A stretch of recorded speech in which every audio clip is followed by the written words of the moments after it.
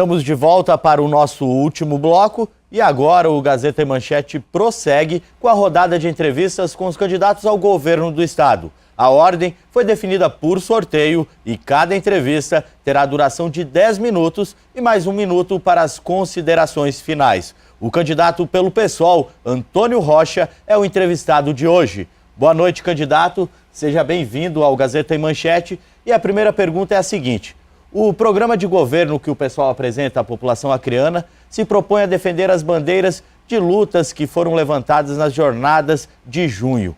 Que bandeiras são essas, candidato? Boa noite, Gabriel. Boa noite ao pessoal de casa. É uma satisfação imensa estar aqui mais uma vez e podendo dialogar com a população de casa e aproveitar esse espaço para levar nossas propostas. As bandeiras de junho, as pessoas falam que as bandeiras de junho elas têm referência com a segurança, com a educação, com a saúde, com a falta de emprego, com a falta de inclusão para os jovens. Enfim, são várias bandeiras que foram levantadas com esse clamor da população em participar desse processo de discussão na tomada de poder. As pessoas querem, eu acho que a população em junho se levantou e fez com que os burgueses que dominam os governos tremessem e a partir daí essas bandeiras que já vinham sendo levantadas pelo PSOL e que ganhou corpo junto à população e o que significa dizer que nós estamos no caminho certo. Elas serão os pilares da sua administração se for eleito? Sim, nós primamos pela participação direta da sociedade, principalmente nas questões, nas discussões mais complexas que dizem interesse a todo o conjunto da sociedade. Essa será uma das nossas bandeiras, com certeza. Participação direta da sociedade. Falando na participação direta da sociedade, o senhor cita em seu plano de governo que vai proporcionar essa participação popular nas decisões estratégicas do Estado e nas decisões políticas regionais. De que forma isso será feito com a participação da população? Existem várias formas. Uma delas é referendos, plebiscitos, mas nós queremos fazer também essa participação da sociedade já no processo de orçamento participativo, mas um participativo concreto, real. Porque imagina só, se você mora lá no bairro, vamos supor, na chamada Baixada da Sobral, e aí tem uma demanda lá de uma escola, tem a demanda de uma quadra de esportes, tem uma demanda agora tem a UPA lá, enfim, tem uma demanda que a sociedade está querendo. O gestor pega e vai colocar uma outra que de repente não é tão importante. Se não tem recurso para tudo isso, e tem um recurso que é para ser implementado em alguma delas, isso já tem que ser decidido pela sociedade qual que é a prioridade e a partir daí compete a nós, enquanto gestores, se chegarmos ao governo, a estar cumprindo a demanda da sociedade e implementando aquilo na prática. Candidato, o senhor fala em redução no quadro de servidores. Se for eleito, vai diminuir o número de secretarias e também demitir servidores? Sim, olha só, o número de secretarias, sim. O demitir não é só eu que vou demitir. Esses cargos comissionados, cargos de confiança, os apadrinhados políticos, os cargos de confiança, eles vão ser demitidos independente do governo que chegar ao poder. Porque mesmo que esteja o atual governo, ele vai ser demitido do mesmo jeito. Porque terminando a gestão dele, ele não tem como manter. Claro que ninguém vai demitir ninguém. Agora a questão que tem que ser enxugado o quadro do pessoal dos cargos de confiança ao extremamente necessário porque nós queremos as pessoas com emprego fixo, nós queremos as pessoas trabalhando sem ter o terror de ter um chefeco que de repente, imediato, que só pela cor da tua blusa não gostou de você e você vai ser demitido. Então, esse terror psicológico que se coloca nas pessoas estando nesses cargos, é o que nós vamos combater. Para isso, nós vamos ter abertura para concurso, para isso nós vamos ter abertura para geração de emprego e renda e também para priorizar as pessoas que estão estudando, as pessoas que estão se qualificando para estar entrando na estrutura do Estado e contribuindo muito para o avanço e o progresso do nosso Estado. Que critérios o senhor vai usar para nomear os seus secretários? Critério técnico ou critério político? Sim, olha só, eu sou defensor de que nós temos o gestor, ele tem que ter visão política. Os técnicos, nós já temos no quadro do Estado e temos técnicos muito qualificados. E esses técnicos vão ser aproveitados. Vão ser aproveitados porque, às vezes, servidores públicos que têm uma vida na gestão pública e que não têm a oportunidade de implementar na prática aquilo que poderia estar sendo ocupado pelos gestores. O que acontece? A indicação puramente política, ela é ineficaz, já foi provada. Porque se um secretário, vamos supor, assume uma pasta que ele não tem conhecimento, como que ele vai montar uma equipe para planejar e também para executar as medidas necessárias para a população? Ele não tem condições de mudar. Nossos critérios serão político do ponto de vista da visão política macro para que se possa estar trazendo novidades para a população. Mas o critério técnico é a nossa prioridade. Candidato, segurança pública é uma prioridade em qualquer governo. Uma de suas promessas é desenvolver um sistema integrado de segurança. Como vai funcionar? A integração, o sistema integrado de segurança pública que nós vamos defender, que nós vamos desenvolver no estado do Acre, é que nós não concebemos a segurança pública tão somente com a presença de policiais na rua. O policial saiu da rua, quer dizer, o crime continua lá. Nós queremos fazer um processo pedagógico, educativo, e para isso a gente tem que envolver as igrejas, tem que envolver a sociedade de uma forma geral, tem que envolver a população na defesa do Estado. Isso é constitucional, nós temos que envolver as pessoas no processo de bem-estar da comunidade. E isso a gente vai desenvolver junto com os vários setores, com os municípios, porque não dá para a gente ficar esperando que só o policial vai resolver o problema da segurança pública. Não é isso. A questão da segurança pública é mais política do que uma questão de polícia. Vamos estruturar as polícias, trabalhar conjuntamente, esse conjunto da sociedade e também as polícias, envolvendo todo mundo, para que a gente possa ter um estado bom para viver, bom para os nossos filhos crescerem, enfim.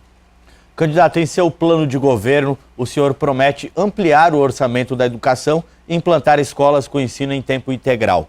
Isso exige a contratação de profissionais e investimento em escolas. De onde virá tanto dinheiro, tanto recurso para que isso aconteça? Olha, a partir do momento que nós combatermos o mau uso do dinheiro público, a gente vai ter muito dinheiro. Segundo ponto, nós vamos fazer auditorias, por exemplo, no processo nesses processos dessas megas estruturas que estão sendo colocadas através dos parques da vida. E a partir daí a gente vai perceber se realmente aquilo está com esses gastos. Mas a defesa da educação, para nós a educação é uma coluna vertebral que precisa de alguns aspectos. A valorização profissional e a qualidade da educação. O que é a valorização da profissional? É nós darmos as condições para que os professores, os servidores da educação possam estar trabalhando. E também valorizando, resgatando um pouco aquela figura do professor. A gente não pode ter uma educação pautada tão somente na quantidade de alunos numa sala de aula. Nós precisamos das condições de trabalho para o profissional, climatizar salas, enfim. A educação é prioridade para nós, é a coluna vertebral de uma sociedade e por isso que nós vamos priorizar a educação. Mobilidade urbana é um problema enfrentado em todas as capitais hoje. O seu plano de governo apresenta duas novidades com relação a isso: a criação da Companhia de Transportes Coletivos e a implantação das barcas regionais. Como isso vai funcionar, candidato? Olha só, na verdade, isso aí foi uma coisa que eu vou ter que explicar e lamentavelmente perder muito tempo, sempre que tiver numa entrevista, e vocês não têm culpa, mas assim, a questão dessas barcas regionais que o pessoal colocou, nós temos um plano de governo nacional que a gente vai também adequando de acordo com a necessidade do Estado. O PSOL é um partido verticalizado. Ele não tem um pessoal aqui, outro no Rio, outro em São Paulo. Então, nesse sentido, foi mandado um rascunho para o TRE, acredito que você tenha pegado do TRE, mas a gente trabalha nessa questão da mobilidade urbana, visamos estar trabalhando em parceria com as prefeituras, para assim, é inadmissível que hoje a gente seja, o acreano seja refém de a política que é voltada para o transporte ser determinada pela empresa de ônibus. Nós temos que criar novas alternativas de mobilidade urbana. Isso nós vamos trabalhar em parceria com as prefeituras. Tem um processo muito rápido, por exemplo, de um grande fluxo, que a gente poderia estar trabalhando um veículo que cabe ali 3 pessoas chamado de motocar. Acho que você já ouviu falar. Pode ser uma alternativa. A outra coisa é que a gente tem que trabalhar esses processos de licitação com as empresas para que não fique uma empresa determinando o que tem que ser feito dentro do transporte coletivo. É nesse sentido que nós queremos ampliar esse debate e criar novas possibilidades. Acabar com a isenção fiscal para as grandes empresas também está no seu plano de governo. O senhor não acha que isso pode gerar desemprego? Não, essa questão nós acreditamos que o nosso plano de governo ele visa o fortalecimento da pequena empresa, da média empresa, da economia familiar, da agricultura familiar, enfim, nós visamos esse processo. O que nós entendemos com isso? Hoje quem mais gera emprego não são as grandes empresas, quem mais gera emprego são as médias e pequenas empresas. Qualquer pesquisa que você for ver, isso é uma realidade que mesmo os governos conservadores, eles não têm condições de apresentar dados que contrariem essa realidade. E nesse sentido nós vamos fortalecer as pequenas e médias empresas e abrir espaço para novas empresas. Agora, o que não pode é o trabalhador estar pagando um juro absurdo, enquanto que as grandes empresas não estão sendo taxadas, as grandes fortunas que a gente diria. E o que aqui no Acre também não tem essa realidade das grandes fortunas, mas as que tiver a gente vai ter que taxar. Candidato, o pessoal não fez nenhuma coligação para concorrer, para disputar a eleição. Se o senhor for eleito, pretende fazer alianças? Acha que vai conseguir governar sem fazer essas alianças? Nós temos uma interpretação diferente da questão do executivo. Nós não fizemos as alianças e fizemos a aliança com o povo, com a população, que nós estamos diante de dois projetos. Um projeto que tem uma forma de fazer política tradicional e nós que queremos fazer algo novo. A forma tradicional, ela faz um grande leque de alianças que é para dividir o Estado antes mesmo de chegar ao governo. Então é o seguinte, por quê? Pela estruturação de campanha, pelo tempo de televisão, de rádio. Então o que que acontece? Isso aí não serve para a gente. Nós temos nós queremos uma coligação programática. Nós temos um projeto e comungamos com ele. Candidato, o seu tempo acabou infelizmente, mas o senhor tem mais 1 minuto para as suas considerações finais. Então, gente, lamentavelmente que aqui passa rápido, mas enfim, vamos aproveitar o tempo. E eu queria dizer para vocês que é o seguinte, nós temos várias propostas, os espaços democráticos que nós temos, é esses que estão sendo colocados aqui, e é esse que nós temos que aproveitar. Temos só 1 minuto e 40 de televisão, não tem como levar a resposta tudo.